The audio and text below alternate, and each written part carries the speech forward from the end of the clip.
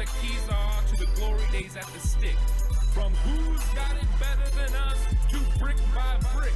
It's always the 49ers way, from off-season to game day. Yeah, we talk back. It's the 49ers Cutback.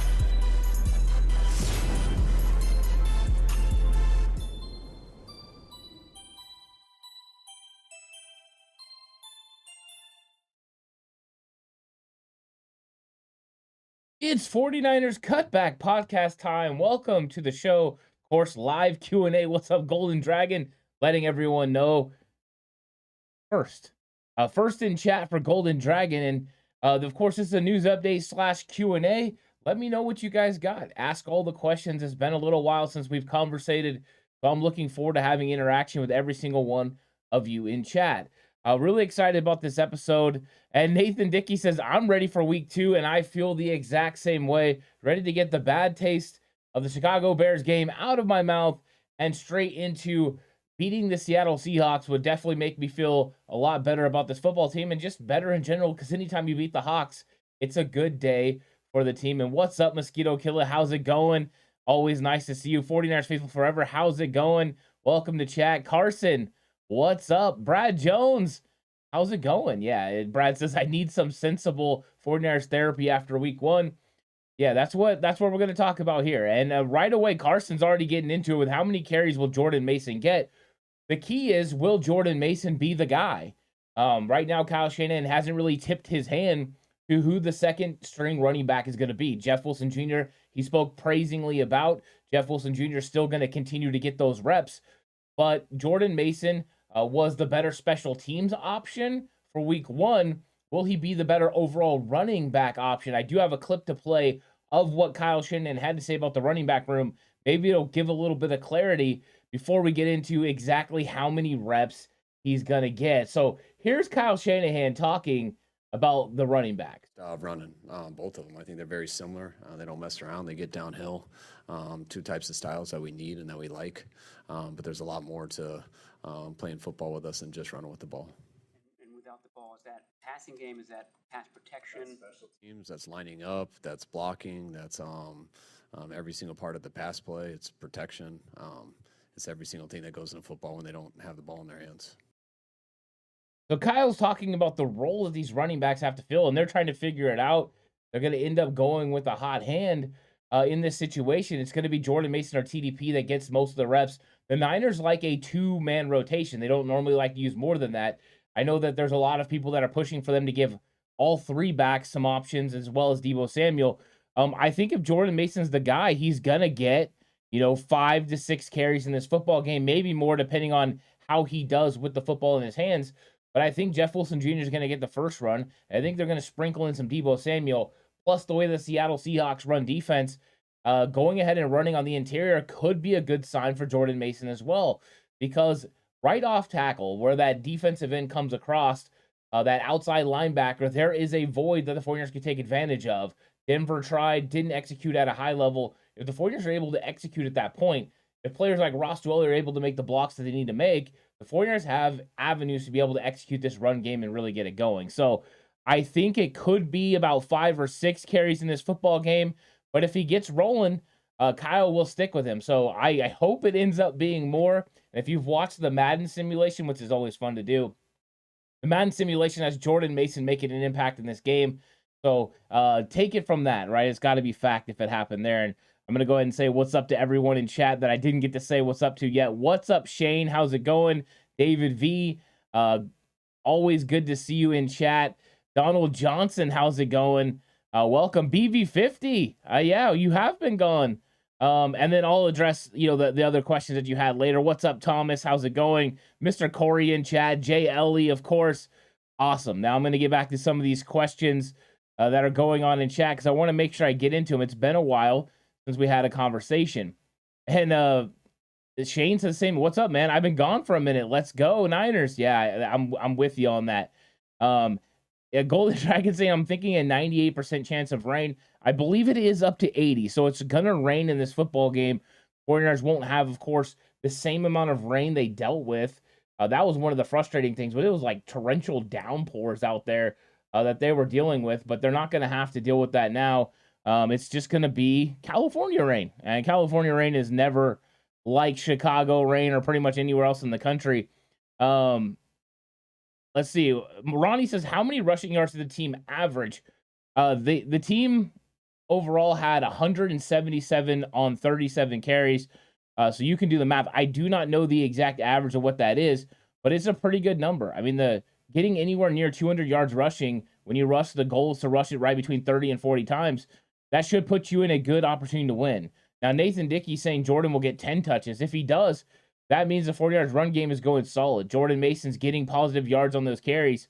So I think that would be good. And Donald says, hey, Ant, how have you been? I've been doing good.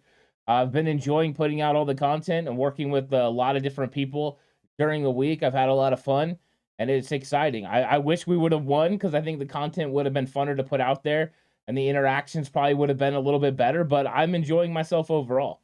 BV50 says, hey, I've been away for a while. I'm back. Where's Alex? Same. Alex he's been out as well. The job still is something that he's dealing with, the time with that. Also, getting married in October, it has been overwhelming for him, and he's not able to record. So Alex hasn't been on the channel for a while now. So we'll see. I've had some contact with him. I'm actually meeting with him next week.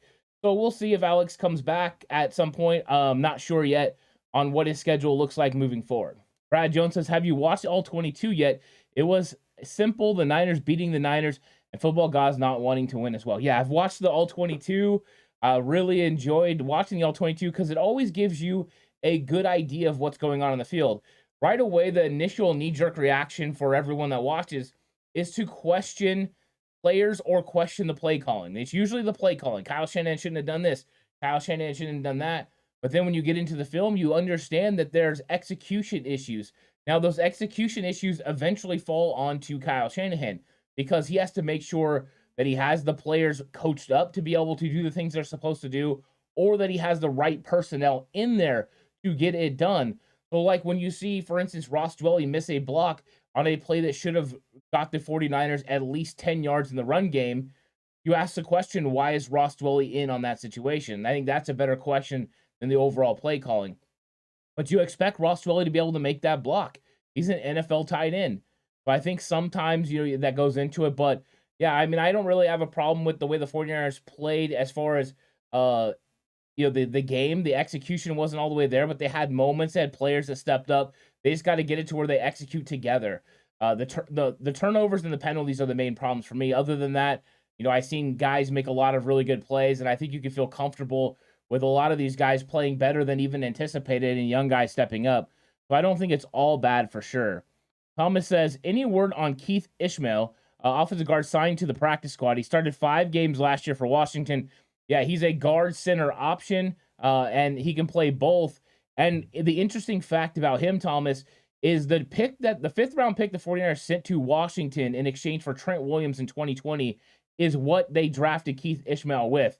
So the 49ers get that pick back. Now, he played at San Francisco Community College. He's a guy that's been from around here. So there's an understanding of who he is. He's athletic. He's got a pretty good size. So I'm sure they're taking a look at him. We'll see what he does, but it made sense to bring him in because you need to move on from a veteran like Keaton Sutherland and bring in a young guy because you wanted to bring in a veteran running back like Marlon Mack. And the 49ers wanted skilled players right now for those veteran spots. With Kamoko Trey going up to the main active roster, they were able to bring back Willie Snead as well. But loading up, make sure they have depth just in case an injury happens. So overall, I've liked the way they've managed it so far. David V says 12 carries for 144 yards. If Jordan Mason gets 12 carries for 144 yards, the 49ers are winning the football game. And the question at that point is, why didn't he get the ball 20 times? So I would love that, David V. I hope you're Nostradamus and you're predicting it. Mr. Corey says, I don't want to see any of Jeff Wilson Jr. He had never looked the same in the games after this injury. Well, Mr. Corey, you should go watch the All-22 film because Jeff Wilson Jr. is not the problem on some of the plays. He had 2 chances to score a touchdown that went awry because of a missed block by a offensive player. The first one, Aaron Banks absolutely whiffs on a linebacker at the second level, and that guy stops Jeff Wilson Jr. short of getting to the goal line. And the other one, Jawan Jennings misses on Jaquan Brisker. Brisker lines up inside. Jennings just has to get his head in front, and he makes the block, and Jeff Wilson Jr. walks in for a touchdown. but he does it, and Brisker's able to get up, change the lane at which an angle at which Jeff Wilson Jr. is running, and an outside player ends up helping make the tackle. So we can blame the runner. Yeah, 9 for 22 is not the answer, but let's see what happens if the execution is better and Jeff Wilson Jr. is allowed to get started. If he's allowed to get started, we'll see. Now, if he doesn't produce over the next couple of weeks, then Mr. Corey, you're going to be right. But I think let's move beyond that one sample size of Chicago in the rain with young guys potentially missing blocks. Those are not good ways to get it started. So I think Nathan says Madden was awesome game. Thanks so much. I really enjoyed that. How's it going, Roy? Welcome to chat. I hope you're having a good one. Carson says, who will be targeted more, C. Ward or E-Man? I think it's going to be C. Ward. The way that the Chicago Bears attacked Tarvarius Ward, it makes me think they're going to take chances. I think people are going to see what Ward can do as far as physicality-wise, what he's allowed to get away with. If he's allowed to get away with being physical with wide receivers, pulling and tugging, he's going to be hard to beat overall. And I think the Seahawks will try to test him. My matchup for that, though, I want to see him against DK, that physicality between both players. Because DK is such a physically imposing player, a lot of times he doesn't get the calls. So I want to see that matchup overall. But I would think they would go after Tarvarius Ward a little bit more, even though I believe they want to get DK matched up on Mosley because he's had success on him before. But this is not the same Mosley either. So that's one good thing. Mosquito Killer saying 1/4 of an inch predicted. That's actually a pretty good amount of rain, but not compared to, like you said, 8 inches in Chicago. Yeah. Mr. Corey says, after the NFC Championship game and the Bears, it feels like a year since we've seen a 49ers win. Yeah, thanks, Mr. Corey, for reminding me.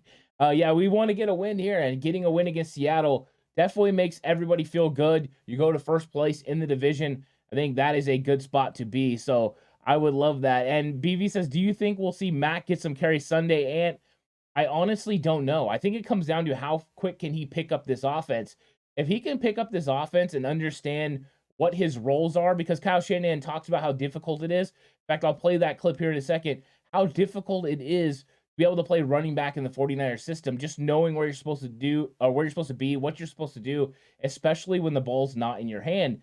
Now, Mac is a veteran player, so he's going to have an understanding.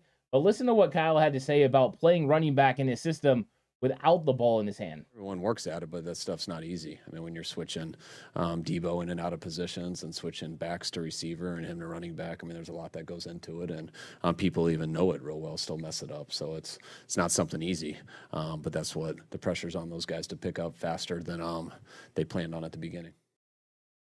So that's where the difficulties come from, is a lot of moving parts. Debo Samuel being involved in that as well. Just understanding what your role is inside the offense is difficult. So if Marlon Mack is able to pick it up, he's a definite player I would like to have out there, because I think you want one of the young players, whoever's been performing the best, whether it's Mason or TDP, and Mason had one last week according to special teams. And then you'd like a veteran like Marlon Mack who understands protections and understands what he's supposed to do from play to play, just in case something happens to Jeff Wilson Jr. Something happens, you roll with Marlon Mack and say Jordan Mason, and you're okay, because you don't really want to dress 4 running backs for this game. You want to make sure you have players in other positions. So that's how I think they go about it. And what's up, David Villa? How's it going? I see you in chat, so I hope you're having a good one. Time for the killer bees. I like this from David V. Brendel, Banks, and Burford to dominate. They're going to be tasked with a tall task of going against this Seattle Seahawks blitz game. The Seattle Seahawks blitz Russell Wilson like no other. And Chicago Bears didn't test that interior offensive line with blitzes at all. So that'll be interesting to see what their blitz pickup looks like, what their communication looks like. If Brendel can consistently handle, moving the offensive linemen in the right directions with protections, maybe. Killer says, I believe it was Wilson's screen that should have got 15 yards, and Banks and Brendel completely whiffed on blocks.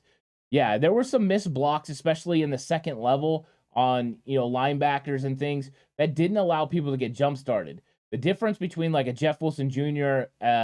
And somebody like Elijah Mitchell is Mitchell will make someone miss, but Mitchell is a different level of talent than Jeff Wilson Jr. He's at a different level of talent than even Jordan Mason and TDP.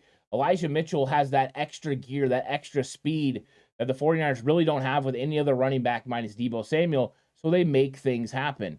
Daly says week 1 and the sky is falling. Have any screenshots to hold these people accountable for the trash they are spewing out? I have a few of different things that I've acquired, but I mean, yeah, this is kind of what happens, especially with a week 1 loss. Whenever you don't get on the board with a W in that first week, it makes it difficult for people not to overreact right away. It feels horrible, especially when you have a team like Chicago Bears, who everyone was expecting to defeat, but it's still football. And anytime you go out there, you run the risk of losing.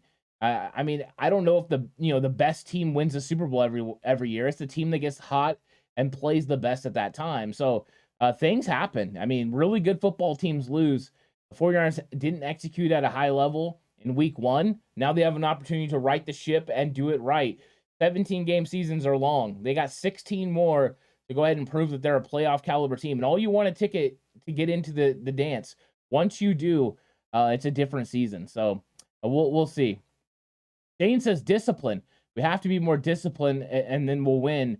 I'm in agreement there, and I think some of the penalties were lack of discipline. I think some were erroneous, and then I think some were elements. And I think all those played into the fact the 49ers just had too many, though. You can't commit penalties like that or turnovers like they did, especially when you're going to give a team a short field like the interception did. And that short field ended up turning into points that pretty much put the game out of reach for the 49ers. But they had plenty of opportunities to make sure they didn't fall behind at all. Mr. Corey, I'm very interested in the center from Washington, not sold on Brendel yet. I don't think we can be sold on Brendel. But I think we have some other options, including Daniel Brunskill once he gets healthy.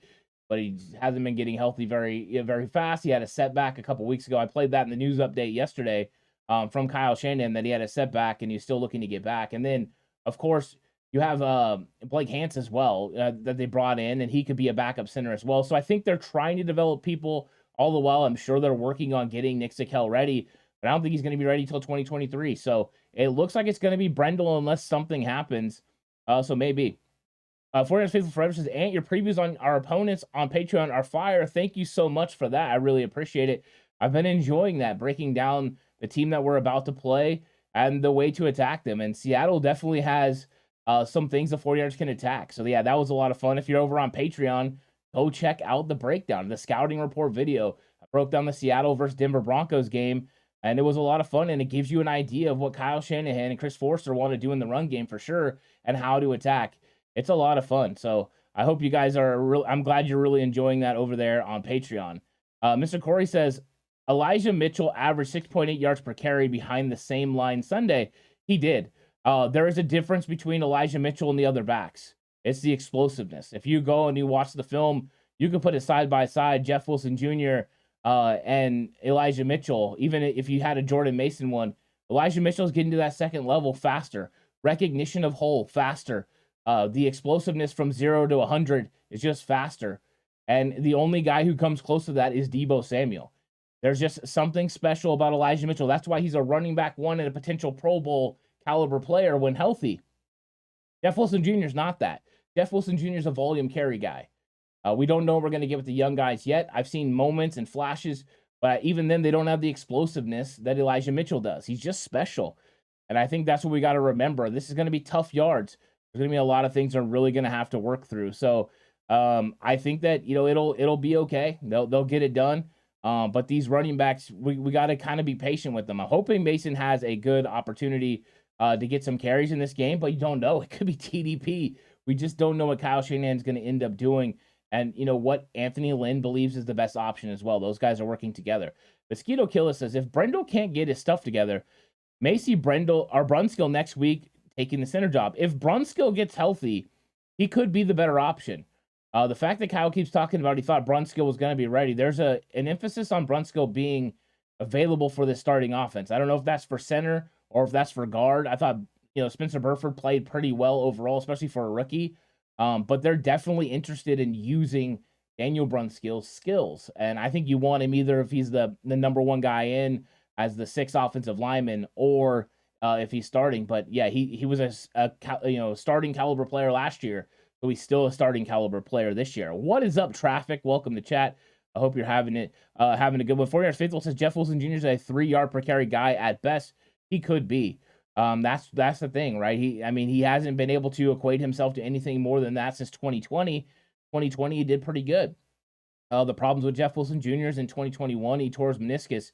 And last year, he did not have the explosiveness. He came back and helped his football team and did all the dirty work that Kyle Shanahan wanted him to do. Oh, you want me to go out there and you want me to go full speed and kick out an edge rusher? I'll do that. Oh, you want me to go in motion and kick out a defensive tackle? Okay, I'll go do that. Oh, you want me to pass protect? I'll go do that. You don't want me to carry the ball one time in the game, but use my body and put it on the line to help Elijah Mitchell, help Deebo Samuel? Yeah, I'm going to do that. And those are things that coaches respect and like. And that's who Jeff Wilson Jr. is. So I think they're going to give him an opportunity. Now, putting all cards on the table, I thought in training camp, Jeff Wilson Jr. looked more explosive than I had seen him since 2020, and his cutting ability was definitely better. Did not see that on display against the Chicago Bears. If he doesn't have it, it's going to be very evident in this game against the Seattle Seahawks. There's going to be lanes to run the football. Let's see if he can do it. I want to see what happens when he gets to the second level. But the differences between him and Elijah Mitchell getting to the second level are huge. Jeff Wilson Jr. gets to the second level when the linebacker gets there. Elijah Mitchell's already passed. There's a huge difference. It's a game of inches, and there's a difference between Jeff Wilson Jr. and Elijah Mitchell. I'm hoping, though, that he's going to be able to get schemed up and have a really good one. Nathan says TDP will give us some plus. I hope so. I would love to see TDP run in this game as well. I love it. Even though I'm a huge fan of Marlon Mack, I kind of want to see the young guys. But if Marlon Mack's ready to go, I would have him, ready over one of these rookies for the mere fact he understands where he's supposed to be and what he's supposed to do. And if something happens to Jeff Wilson Jr., you're not counting on two rookies, but you have a veteran presence in the room. I think that's very, very important. Roy says, I think we win this weekend. We forgot to lose last weekend. Forget the loss last weekend. I think so too. I think they're going to win. I think it's going to be closer though. I think I predicted it on the game preview show. If you haven't watched that yet, go watch that. I predicted the game being 23-17 San Francisco. I think it stays close, but the 49ers end up winning. There's too many ways to attack the Seattle team. I think the Seattle, strengths kind of match up with the 49ers strengths, but the Seattle weaknesses, the 49ers can definitely take advantage of. So I think it's one of those games that matchup-wise makes sense for the 49ers, especially the way they've improved in the secondary, as long as Noah Fant and Will Dissly don't take advantage of the 49ers safeties. That is my concern, but as long as that doesn't happen, 49ers are going to be just fine. Ronnie says, did Greenlaw struggle? He did not struggle with run fits. What he struggled with was a little bit in coverage, and he struggled with overall just making a mistake as far as the face mask. Now, the one on the sideline hitting Justin Fields, I thought that one was kind of ticky-tack. You're in the rain. He didn't really make a lot of contact with him. He put his hands up. He wasn't trying to hit Justin Fields. I think the spirit of the rule, they wouldn't have called that. If that's a quarterback, it definitely doesn't get called. Now, Azeez Al-Shire definitely had a penalty on the hit from Justin Fields. That one's legit. So I think Greenlaw had a couple of mental mistakes in this game, but overall, I thought he played good in run fits. And remember, he didn't play a lot last year. So let's see what happens as the rust gets knocked off. I think he's going to do better and better as the season progresses. He's still dealing with an elbow injury because he hasn't been going full go in practice. He's been limited in practice for weeks now. So that's something to continue to monitor. But I did see Dre Greenlaw missing tackles, which I haven't seen him do in a long time. He needs to make sure he doesn't miss tackles because that's one of the things that the 49ers really count on is the fact that he's going to make tackles. He's a secure tackler. Misses just under 5% of tackles, which is fantastic across the league. So that's one thing I want to keep seeing. 49ers Faithful says, Kyle going to run Deebo into a hammy injury. I was very surprised that Deebo Samuel carried the amount of times he did in that game. I think it was elevated, of course, by Elijah Mitchell getting hurt. I think if Elijah Mitchell wouldn't have got hurt, not only would he rush for over 100 yards, but I think down the stretch, he would have been the finisher. He would have finished that game off and got close to 20 carries, but it doesn't work out because he got hurt. And they had to count on Deebo Samuel. For some of those, of course, Deebo punches one into the end zone, running over the safety. So that was a nice play by him. But I think they're going to have to diversify this run game. The good news is the way that Seattle plays and the way that their edge rushers are and outside linebackers, you can take advantage of their size and speed.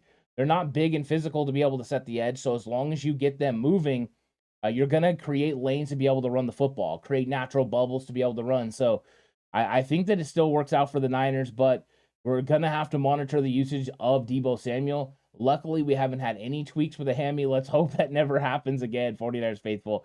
I don't want repeats of 2020. Mr. Corey says, anyone else in tears watching DJ Jones playing well for Denver Sunday? I enjoyed watching DJ Jones in that game. I mean, I miss him on the football team, but all I had to do then was go ahead and put on film of Javon Kinlaw, because Javon Kinlaw had himself one heck of a game. He was extremely dominant on the interior, throwing people around. It's only going to get better. The better understanding he has of what the scheme is, what he's supposed to do in the scheme, and just overall the talent level he's going against. He's going to flash. He's going to make plays. I mean, it was the first play of the game, the very first pass.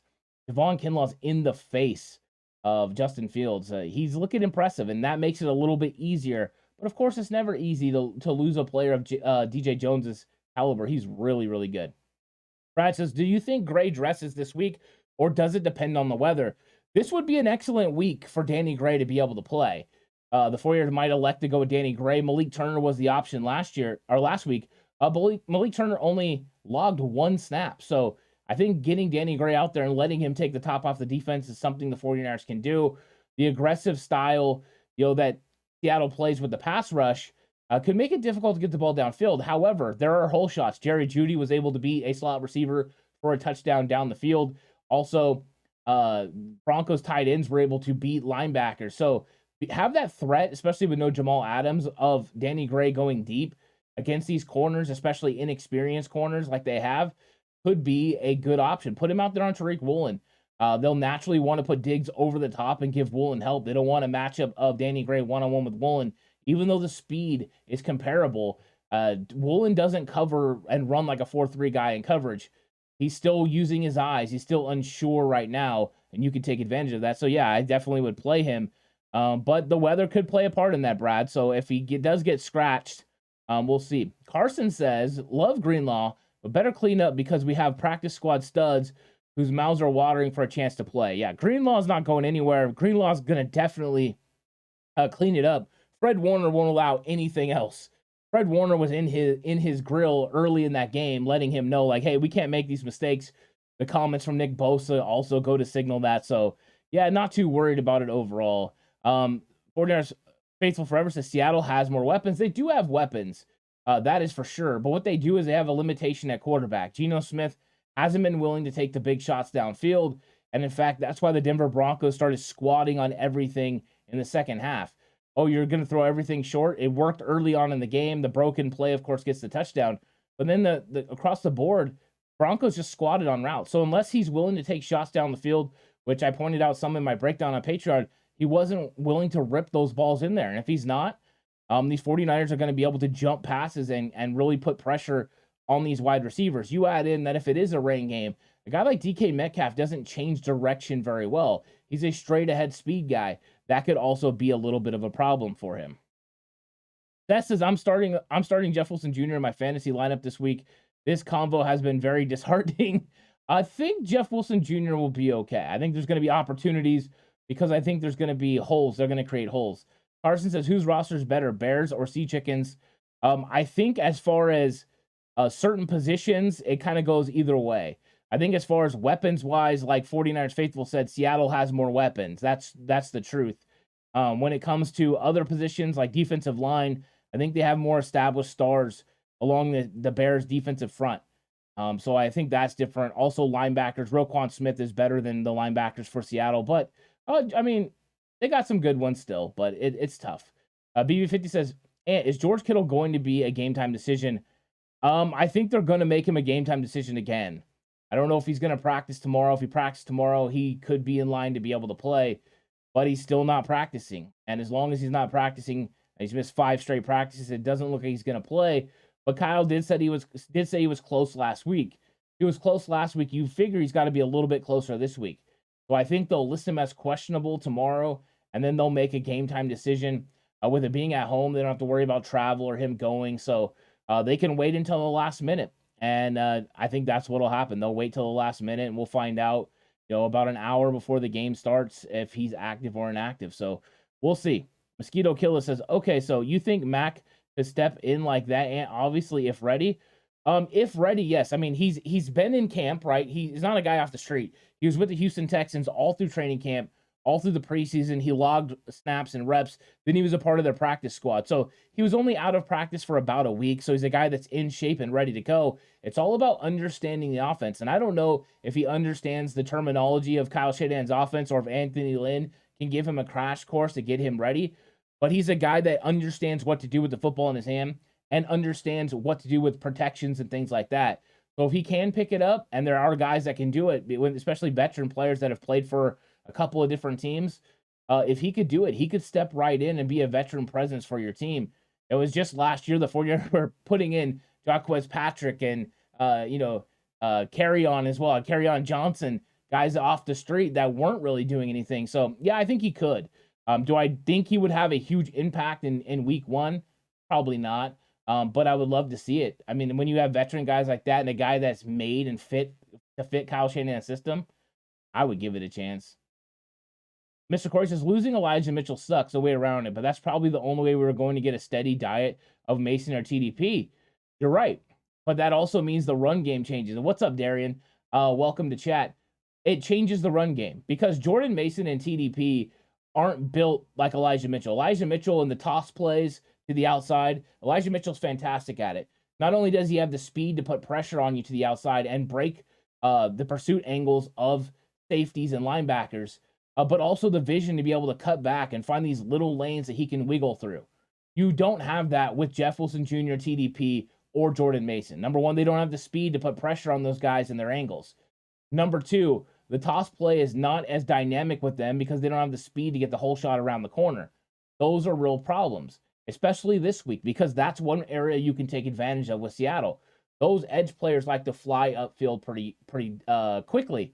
But illustrated on film, when a wide receiver makes his splits and spacing come in tight, they don't always locate that receiver. So when Jawan Jennings lines up, just outside of that edge rusher and a yard or two yard split off from the tight end or tackle, they can get down and crash that guy down, leaving lots of room to the outside. The quicker running back has a better opportunity to get out there and then have more area in which to use, where he can go one way or the other depending on the blocking that's out in front of him. Blockers decide most of the time where a running back cuts. If he sees the numbers facing one way, he's going to cut off of that. Of course, you're locating other defenders as well. But that speed element is huge. That's why Deebo Samuel and Elijah Mitchell were getting most of the carries to the outside in the sweep plays, the toss plays, in the outside zone. And then you run the other guys inside. So can you still have success with Jordan Mason and TDP without running outside zone and those toss plays? Yes. But then what you have to do is you have to kick that edge rusher out and run underneath. Let him come upfield, take advantage of his aggressiveness, and then create a hole there. If he tries to squeeze it, you're going to have to move him out. Luckily for the 49ers, they have Mike McGlinchey, and Mike McGlinchey's fantastic in the run game. So can you do it? Yes, but it does definitely change the way you attack and the way you're able to diversify your run game. So getting to the outside now, you have to use Deebo Samuel, probably Brandon Ayuk, and Ray McLeod on those outside runs. It's a little bit different without Elijah Mitchell being able to play in those positions. So just something to remember when we get different guys. Yeah, I mean, I want to see Jordan Mason run too. I want to see TDP. I want to see what they do. I want to see how they continue to elevate their game. It just changes your approach as a coach by the talent of the player that's there. And it's nothing against them. They're very talented players, but talented in different ways. So what are their strengths and how can I use it? Mosquito Killer says, I just need the ends to contain, especially against mobile quarterback. Yeah, exactly. I mean, that's one of the things that's tough, especially they were playing in their lanes. That's part of the reason they weren't having as much sacks against Justin Fields, is they had to bull rush. They had to stay in their lanes, try to prevent Justin Fields from getting around the outside. It didn't always work out. They didn't bring blitzes as much as I thought. They did bring Samuel Womack off the slot a couple of times, but there were times they just didn't get home. There was opportunities to get Justin Fields on the ground, and they were unable to do so. Geno Smith, not as athletic as Justin Fields, but he can definitely make something happen if you give him the opportunity. So you have to be a little bit careful. 49ers says, Mitchell has been injured a bunch, worried about his future already. I think you have to. I mean, I'm hoping he comes back and plays the rest of the year, but I'm a little worried. I'm just glad it was an MCL sprain and not worse. That hit, on his knee was tough. AK says, who do you believe in more, TDP or Mason? Right now, I think it's too early to tell. I like them both. I think they have a similar style. They're both aggressive. They both like to get vertical. I think Jordan Mason's a little farther along in the process. He understands a little bit more the elements of running. TDP still wants to stretch things a little bit farther outside before he cuts, where Jordan Mason's more in the Elijah Mitchell at this point, last year point, where he's taking everything vertical.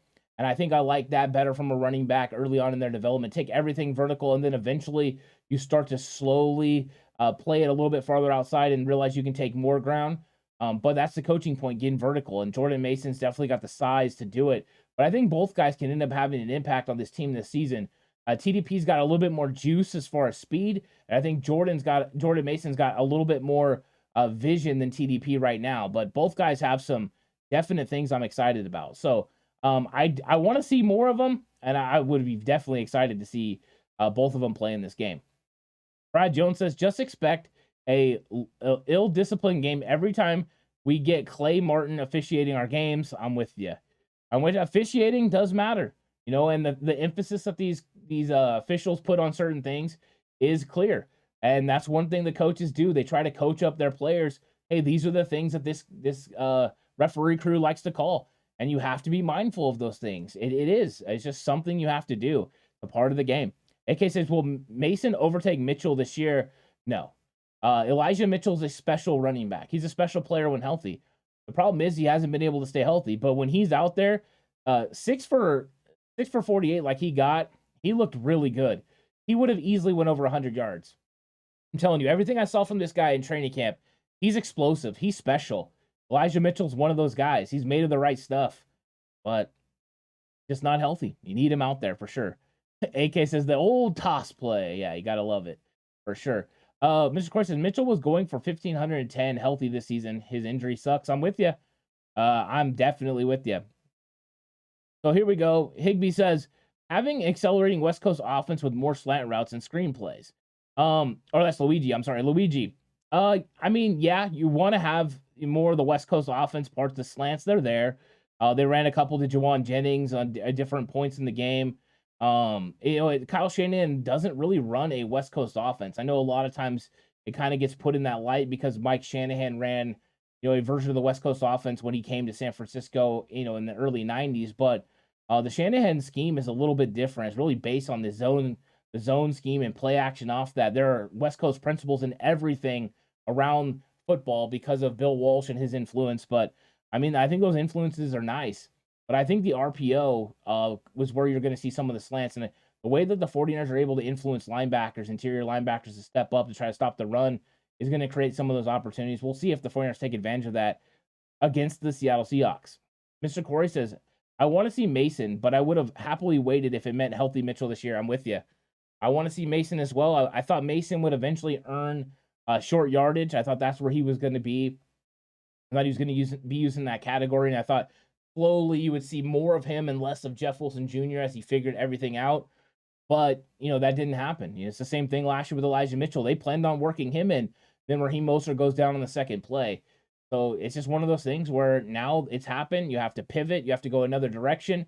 And the 49ers are trying to do the best they can. But the good thing is they keep drafting running backs so they have guys that are able and capable to play. And I think that's a really good sign for the Niners.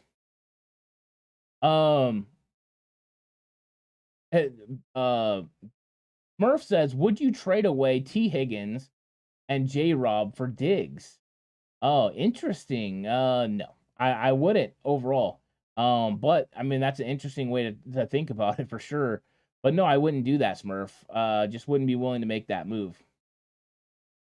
So anyways, we're still going through this right now. Thanks everyone for all the great questions. It's been fantastic so far. I've really, really been enjoying it. And there's more, of course, comments. Everyone keeps throwing in comments, and they're really, really good in chat. So keep doing that. It is Q&A, so you can leave any question you want. Mr. Corey says, Mason is also a better receiver than TDP. I think Mason is very solid. They were splitting him out in training camp and letting him operate on the outside. He does a good job. TDP's not terrible, but Mason is definitely better than him for sure. And 49ers Fizzle says, let's just talk about how good Kinlaw was. He was great. Kinlaw is really fantastic. Him and Eric Armstead are problems on the interior, and the 49ers defense absolutely stuffed the run game for the Chicago Bears. That was a great performance from them overall. I thought they did a really good job. I was excited about that interior run game. In fact, I was excited about that defense through the entire first half. Second half, we had the breakdowns, but there's still a lot to take away from this about how good this defense played overall. I think that's good news for the 49ers moving forward. You need that defense to play stout, and I think they proved that they can. So Carson says, when Kinlaw went down, all of us were holding our breath. I know I was. I was actually excited when I saw him grabbing his ankle and foot area. I know I probably shouldn't be, but I was just glad it didn't have anything to do with the knee. He had an ankle sprain, but he's able to come back. I thought that was good. David V says, Burford was good too. Yeah, I think so. Spencer Burford did a pretty good job. So Burford's one of those guys. He's continuing to get better. I've seen him do some pickups on some linebackers and stuff. I like that. He's a smooth operator. He's able to anchor. I think he's going to be a good player for the 49ers for years. So that's a solid pick. Mr. Corey says, and whose fault was the blown coverage on Pettis, Greenlaw, or Hufanga? I say Greenlaw. My belief in that is that it was Hufanga. Hufanga had the deeper zone right there. Greenlaw is carrying the guy across the field. Hufanga should have stayed home. But I think both guys, looking back on it, wish they would have stayed home on Pettis. I think both of them figured Pettis would go with them. That's the natural way you're supposed to handle it as a wide receiver. You work back towards your quarterback. But that was Hufanga. Now, the second one, the one where they got beat by St. Brown, there was a broken coverage in two areas. There was a guy coming across the field wide open, and then, of course, St. Brown going to the middle of the field. Now, Hufanga's responsibility is deep third, deep middle, so he should have took care of it, but that one's a tough one. He got caught in no man's land there. That's just a broken play.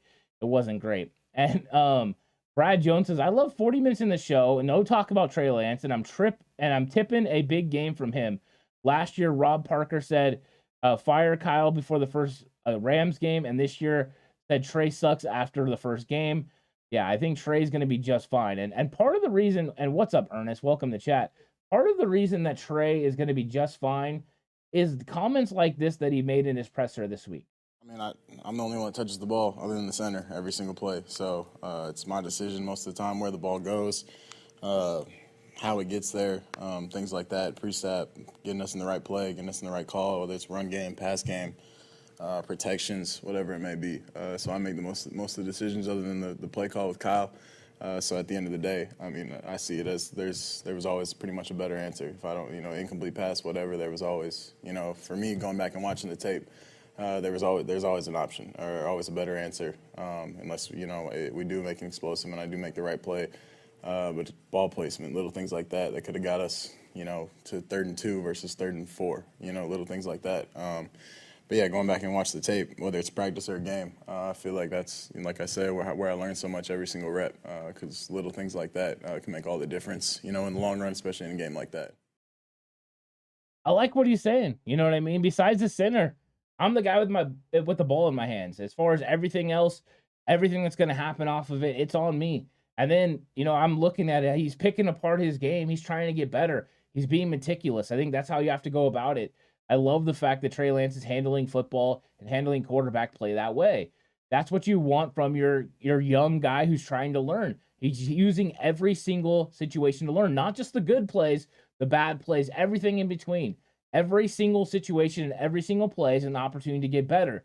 As long as he continues with that mindset, sky's the limit for him. He has the athletic tools. He has the ability. He's just got to keep getting better and better.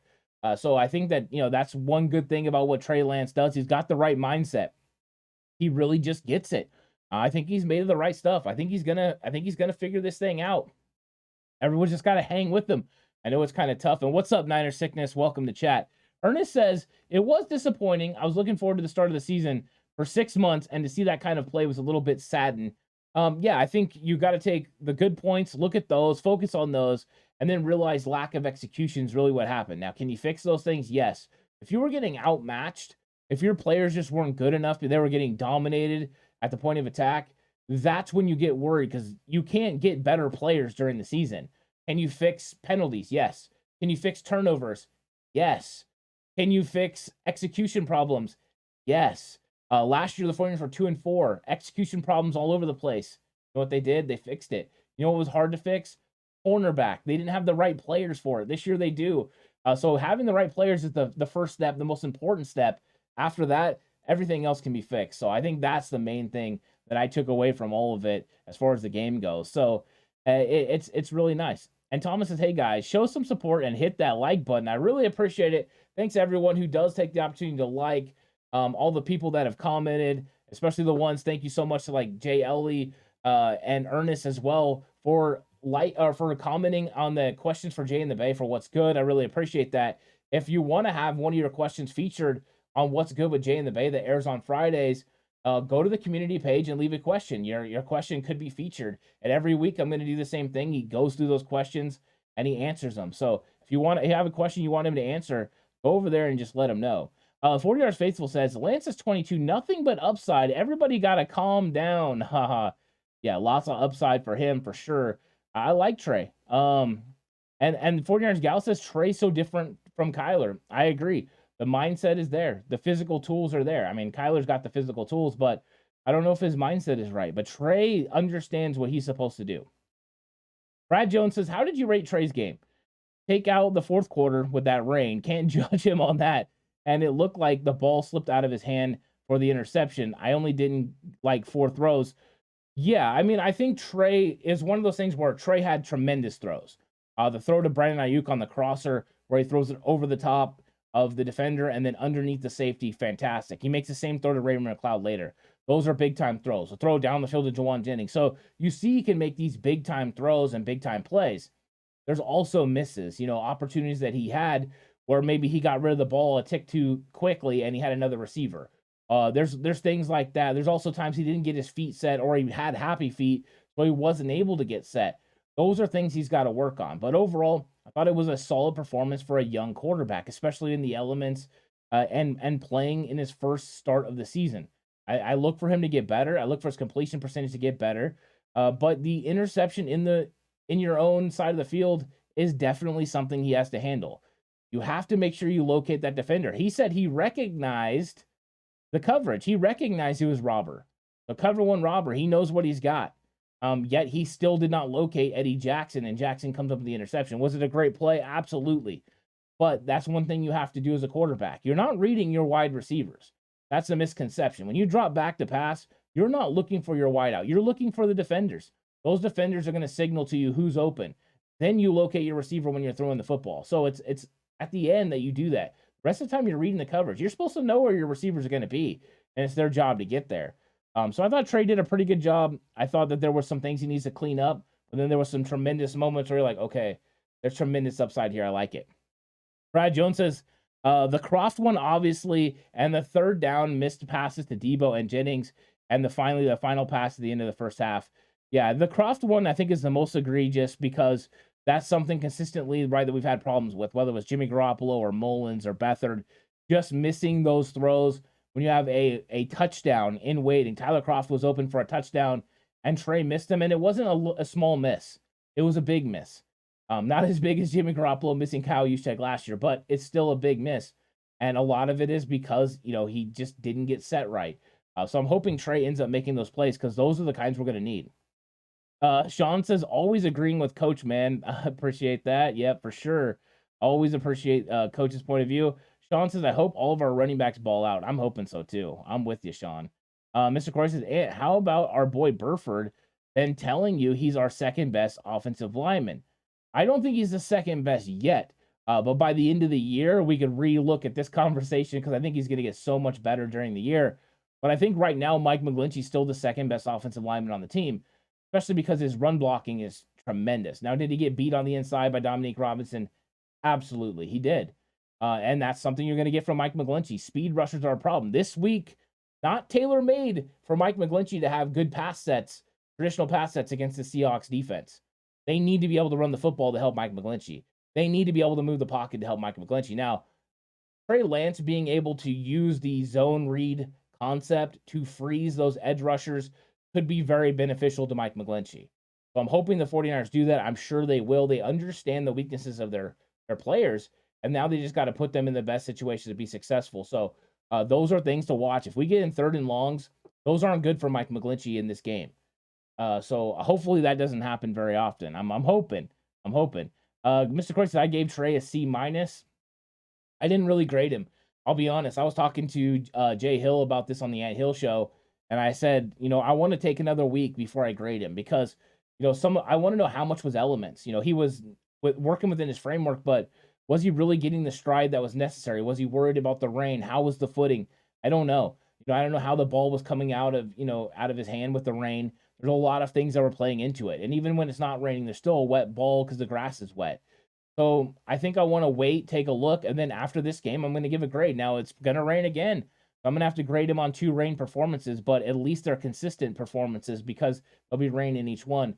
But I just wanted to take a time, and really just wait on it. 49ers Faithful said this is Big Mike's last year. It could be. It really could be, for the mere fact that you probably not going to want to pay him what he's going to want.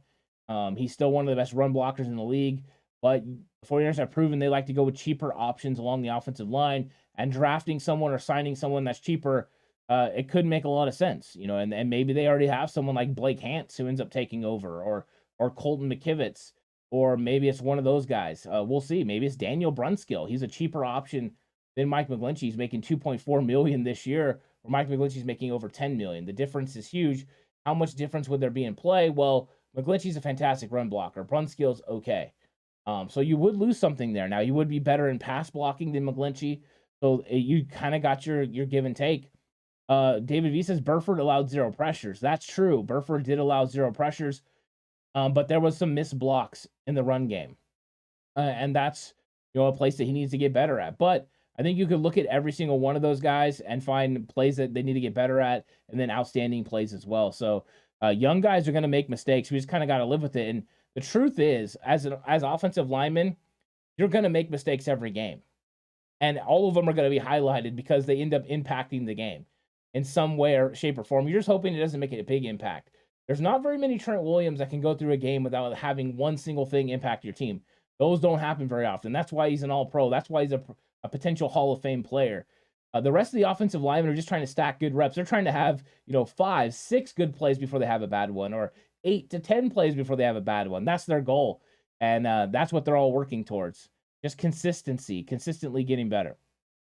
Shane says, how many sacks in this game?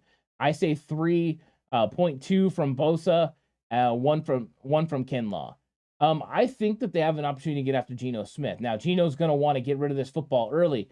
If the 49ers go up and press, and they really squat on a lot of these routes, and then D'Amico Ryans confuses him with shell coverages, showing one thing and then going and doing another, I think they have the opportunity to confuse Geno, make him hold on the ball, and then potentially get some sacks. So that's how I think the 49ers could go about it.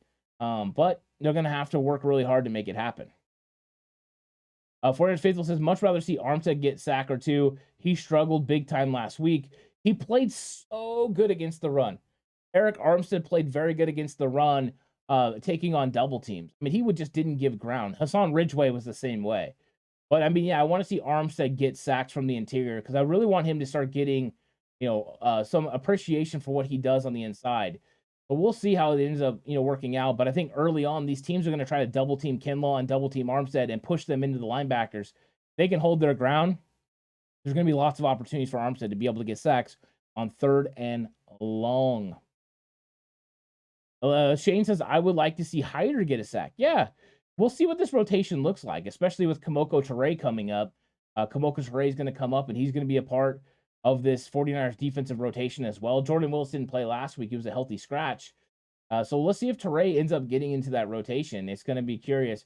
Everyone, I hope you're going to enjoy watching this game tonight. I know I'm looking forward to catching a quick glimpse of it. Plus, we have a little bit of a fair in our town, so I think I'm going to go down there with my girlfriend and go check out the fair a little bit. So I hope everyone has a good night.